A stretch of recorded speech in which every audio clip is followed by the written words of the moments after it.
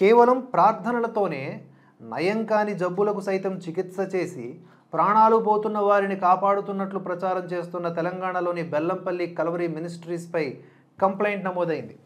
వైద్య విజ్ఞాన శాస్త్రానికి కూడా అంతు చిక్కని విధంగా మిరాకిల్ హీలింగ్ పేరుతో ఓ చిన్నారిని కాపాడామని చెప్పుకుంటున్న ఈ సదరు క్రైస్తవ సంస్థపై legal rights protection forum LRF ఫిర్యాదు చేసింది. కల్వరీ మినిస్ట్రీస్కు చెందినటువంటి పాస్టర్ ఆర్ ప్రవీణ్ కుమార్, ఆయన భార్య షారోన్లపై చట్టపరంగా చర్యలు తీసుకోవాలంటూ national commission for protection of child rights NCPCRతో పాటుగా ఆరోగ్య మంత్రిత్వ శాఖకు కంప్లైంట్ చేసింది. కల్వరీ మినిస్ట్రీస్కు చెందినటువంటి పాస్టర్ ప్రవీణ్ కుమార్ పేరుతో ఉన్న అధికారిక యూట్యూబ్ ఛానల్లో మే 16, 2024న ఒక వీడియో అప్లోడ్ చేశారు. అందులో కిడ్నీ చెడిపోయిన బాలిక హైదరాబాదులోని నీలోఫర్ హాస్పిటల్లో చికిత్స పొందుతోందని, ICUలో ఉందని ఆ చిన్నారి తల్లిగా చెప్పబడుతున్న ఓ మహిళ రోదిస్తూ చెబుతోంది. తన కుమార్తె ఆరోగ్యం విషమించిందని, ఆమె బతికేందుకు అవకాశం లేదని వైద్యులు కూడా చెప్పారని తెలియజేసింది. అయితే తన కుమార్తెను కల్వరీ మినిస్ట్రీస్ నిర్వహించినటువంటి మిరాకిల్ హీలింగ్ షోకు తీసుకువెళ్లానని, అక్కడ జరిగిన ప్రార్థనలతోనే తన బిడ్డ బతికిందంటూ చెప్పుకొచ్చింది. ఈ వీడియోను సాక్ష్యంగా చేసుకున్న LRPF తన ఫిర్యాదులో కీలక విషయాలను వెల్లడించింది. సదరు చిన్నారికి తీవ్ర అనారోగ్యం ఉన్న, హాస్పిటల్లో ICUలో చికిత్స తీసుకుంటున్న వైద్యుల అనుమతి లేకుండా తనను బయటకు తీసుకువెళ్లారని తన కంప్లైంట్లో పేర్కొంది.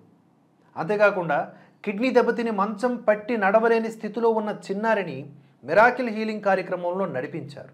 చిన్నారి పట్ల ఇది క్రూరమైనటువంటి స్వభావమని LRPF ప్రస్తావించింది. 2003లో బెల్లంపల్లి కేంద్రంగా కల్వరీ మినిస్ట్రీస్ ఓ ట్రస్ట్గా రిజిస్ట్రేషన్ చేశారు. క్లిష్టమైనటువంటి వైద్య సమస్యలను కూడా ప్రార్థనల ద్వారా న్యాయం చేస్తామని పేర్కొంటూ పెద్ద ఎత్తున ప్రదర్శనలను నిర్వహించినటువంటి చరిత్ర దీనికి ఉంది.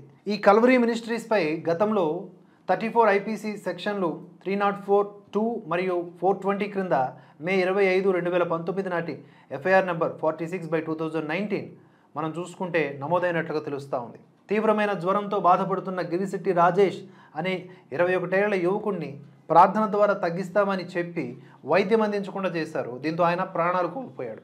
దీనిపై కల్వరీ మినిస్ట్రీస్పై కేసు దర్యాప్తు కొనసాగుతూనే ఉంది.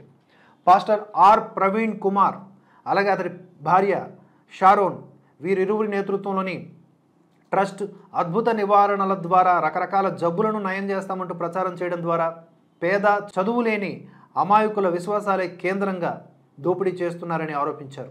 అలాగే ఇక్కడి ప్రార్థనల ద్వారా తమకు వ్యాధులు నయం అయ్యాయంటూ పెయిడ్ ఆర్టికల్స్ని ఈ ఛానల్లో ప్రచారం చేయడం ద్వారా నిర్వాహకులపై మరింత నమ్మకాన్ని కలిగిస్తున్నారని తెలిపారు.